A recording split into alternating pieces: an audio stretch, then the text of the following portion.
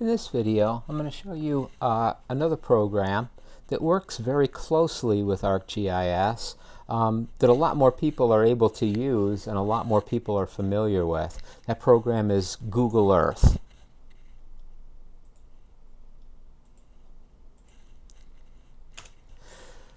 Google Earth is one of a group of what I call auxiliary spatial programs. Programs that are really fundamentally separate from a GIS or from and are not any part of Esri, but can have a close connection or very convenient data interchange from one to the other that adds a lot of capabilities to the user. Other programs besides Google Earth are AutoCAD, which is an engineering drawing program, and Google SketchUp, which is an architectural, 3D architectural program, both of which are able to interact or interface very closely with ArcGIS. Today we're going to talk about Google Earth, and it's really a way of bringing your data or bringing mapping in the way that you want to do to the masses. There's at least 500 million users, regular users of Google Earth, and educated users, as opposed to maybe 500,000 users of ArcMap. As I said, Google Earth is very widely available and used, both because it's an extremely good program and because it's free. There are tools that exist in Google Earth that allow exporting of shapefiles or entire maps from ArcGIS to Google Earth in something called the KMZ format. It's really a beneficial, and there's also ways that data can be read from Google Earth back into ArcMap. I'll show you a brief example. Here's the same severe lake effect snow event from October of I forgot what year, and it shows the amount of snow as a water equivalent. Many areas receiving as much as 2 or more inches of water equivalent in the form of snow in this event. Anyway, that data set was created within ArcGIS and exported to Google Maps so that it could be viewed and used in various ways by a Google Maps user or a Google Earth user especially. It's also possible, or another example, I'm sorry, is this one here, showing a data set that represents the parklands in the town of Victor and how they are and how they're distributed, and it's possible to create it was possible to create this data set entirely inside of ArcMap using parcel queries and parcel data sets and GPSing, and to create this data set but then turn it loose to the public in the world of Google Earth so that it could be widely used.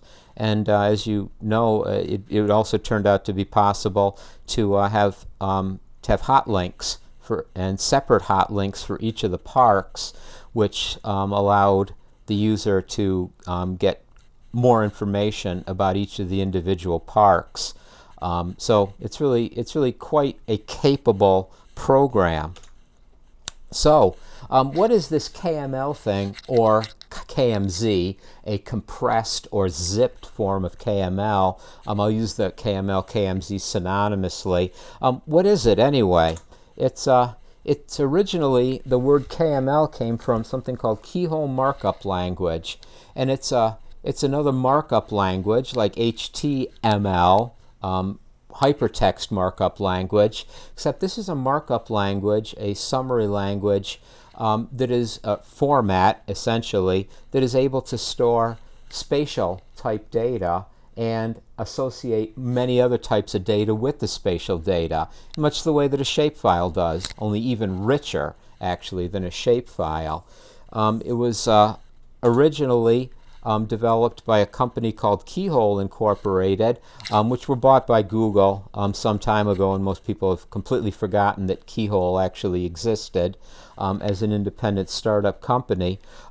This KML language actually does use it's a very useful and well accepted standard, and it does use latitude longitude coordinate system, and it is a spherical oriented program. Google Earth and its KML KMZ format never pretend to have converted the maps and the images into flat maps. They have stayed as a spherical representation all the way through. So it's really geographically much more correct. And KML and the Keyhole Incorporated company actually created this ability, and it was just so good that Google had to swallow it up. More on KML. KML, similarly to an attribute table for a shapefile, a KML data format can store place marks, images, pointers, web pages, text, 3D models, polygons and lines and points, and it really can store not only the spatial data set, but all of the attributes and associated and attached data as well, including multiple data formats or multiple data types within one KML, such as having points and polygons in the same KML file, which is an advantage over the shapefile. There is additional, impossible to explain, capabilities in KML that allow the data in KML to actually be displayed correctly on a curved surface, and actually a curved surface that has elevations built into it as well. So working within this this virtual globe that is Google Earth, the KML can support the data being represented and actually drawn, that's what rendering is, and visualized on top of a round Earth. So it's really quite sophisticated. Even though it's easy to use and widely used, underneath it's really very sophisticated. As I mentioned, features are actually located in a spherical coordinate system, latitude, longitude, and it's actually represented in 3D space. So the various changes in elevation on the Earth's surface is also taken into account. KML is widely used in many other computer programs. Spatially oriented computer programs, Microsoft Virtual Earth, ArcGIS, and all of ArcGIS's subprograms, etc. And as I noted, KMZ is the same as a KML, it's just a compressed form. It's possible to create KML files from scratch in Google Earth by selecting coordinates, by drawing by hand, by stealing other people's KML files and modifying them inside of Google Earth, cutting and pasting and using a text editor. A KML file is a readable text format, barely readable once you know how the format is, but unlike many other formats where all you would see is gibberish, you do see readable text in a KML file. It has tags and markups and everything else. We are going to actually use ArcGIS to create our KML KMZ file, as I'll demonstrate shortly, and use an Arc script, which is now built into the Arc toolbox, to create a KML. And let's see here, and probably you're familiar with all this stuff. And now we can get on to the demonstration and see the actual Arc map.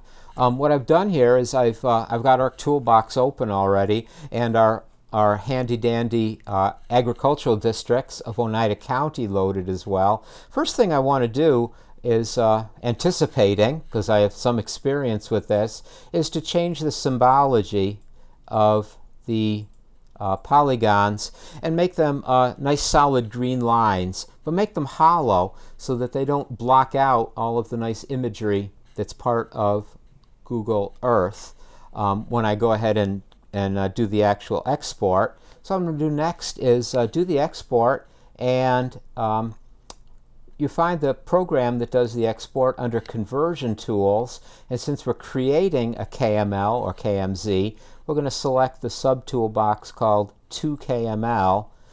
We have the option, we could export a layer, just one layer, one data set to KML, or an entire map, including symbology and even the legend and everything else all along with it. We're going to keep it simple for today and just export a layer to KML. And it's a simple dialog box. All we have to do is specify using the drop down which layer we want to send it, which layer we want to send to KML. We have to tell it where we'd like it to go. I think I'll just drop it on my desktop for the moment. And I'll call it test, and it'll just store it as a KMZ as is shown here, and I will say save, and the output scale is not necessary in this case because we're not doing some complicated manipulation on this. We don't need it to be changed, so we do have to put in something in that, and basically if you put in a 1, it basically won't do anything. It'll just return our map as is, and I say OK, and shortly it should find the program, load it up, and I can then demonstrate that that this layer actually ended up in Google Earth. And I think what I'd like to do is to save a little time, I'm going to go ahead and start Google Earth while that program is running. Started. We can see the crawler at the bottom says that the program is started and it's doing a conversion. I started Google Earth myself just to have it ready to display the KMZ file in a minute or two when it shows up. Close. I got a green check mark. It says my layer has been exported, and what it's going to do right now is just zero in on the United States because it doesn't have a file to load yet. So what I'm going to do is ask for File, Open, and search on my desktop for a KMZ file, and there it is, and I say open, and now it's smart enough to know to zoom into Oneida County where the data sets are, and zoom in and show the data now being displayed in Google Earth. And that brings along all the imagery and all of the other handy stuff that comes along with Google Earth. We can zoom in and see what a representation we have. And this would allow a user to very quickly and very easily examine. Strangely, it seems like many of these agricultural districts are actually predominantly farmland. So that's a revelation right there. But this KMZ could be sent to anybody or distributed to anybody, thereby making this data available to just about anybody.